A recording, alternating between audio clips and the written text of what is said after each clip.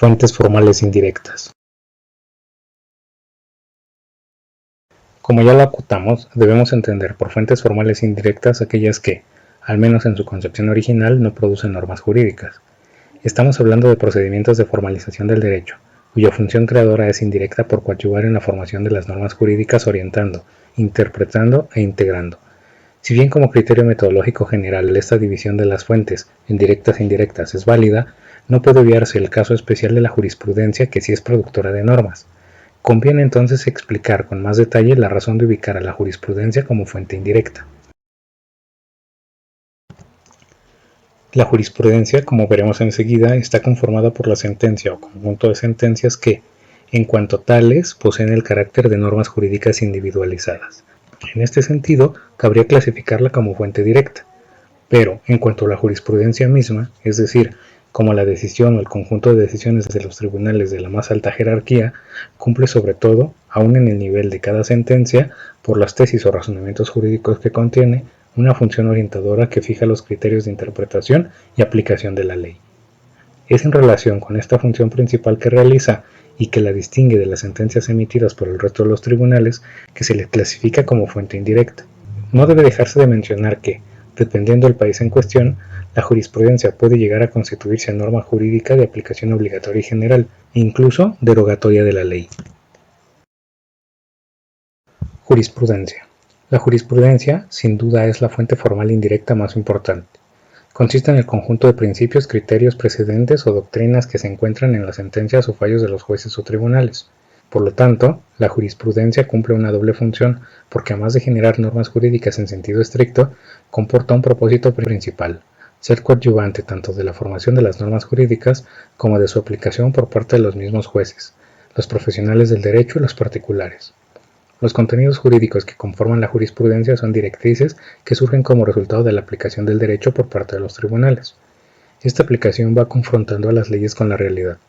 De tal confrontación se obtiene una invaluable experiencia jurídica. De ella se desprende que en muchos casos la ley es oscura o confusa, o que definitivamente no regula situaciones concretas que en la práctica se presentan y que no pudieron o no supieron ser previstas por el legislador.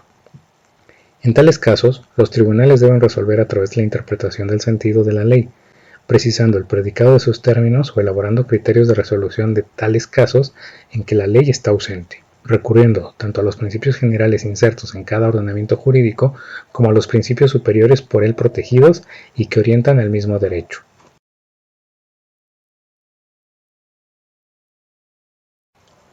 Cada sistema jurídico establecerá de modo especial cuál es el proceso que requiere la elaboración de la jurisprudencia, a qué tribunal o jueces queda encomendada, cuál es su jerarquía, efectos específicos y el alcance de su aplicación.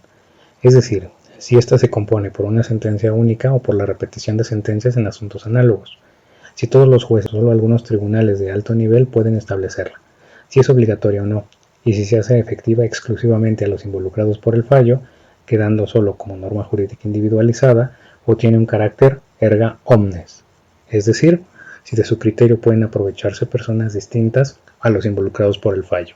En este último caso, donde la jurisprudencia tiene un valor erga omnes, que ésta puede convertirse efectivamente en norma jurídica y de aplicación general, consecuentemente, el criterio jurisprudencial en consideración modificaría o dejaría sin efecto a una ley que, por ejemplo, fuese considerada inconstitucional, o simplemente crearía una norma que vendría a llenar una laguna de la legislación.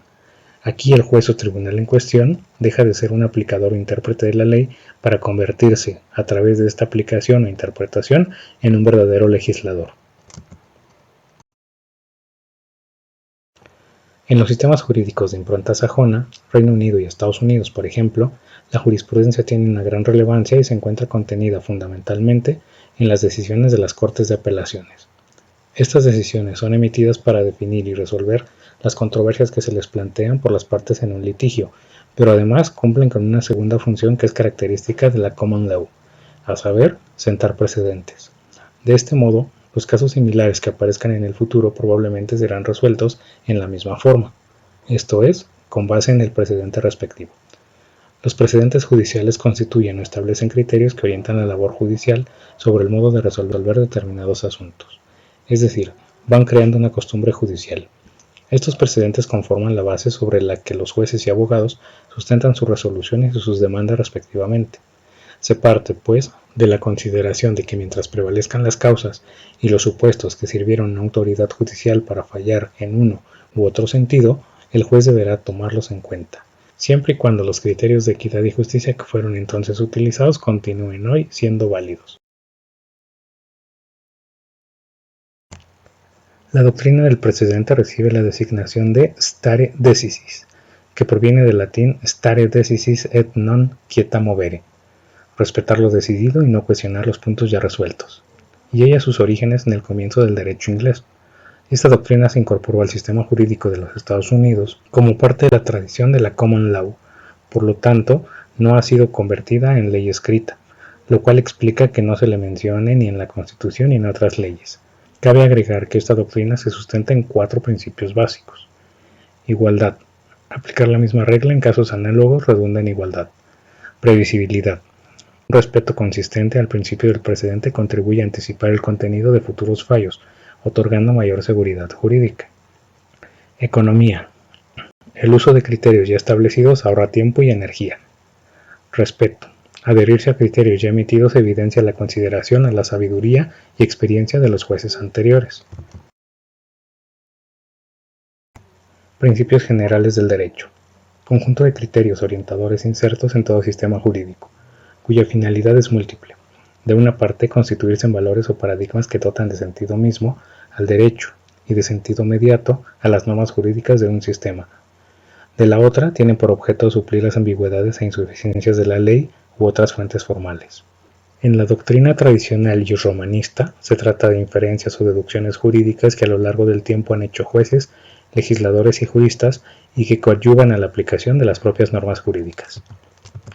La doctrina tradicional establece que los principios generales del derecho se deducen del propio sistema jurídico, donde estos se encuentran tácita o expresamente establecidos y se derivan de la lógica interna de dicho sistema.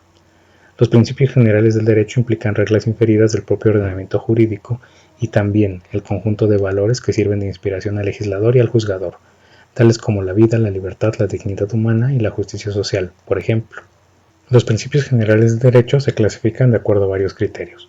Por su forma de aparición en los sistemas jurídicos, se clasifican como expresos o tácitos.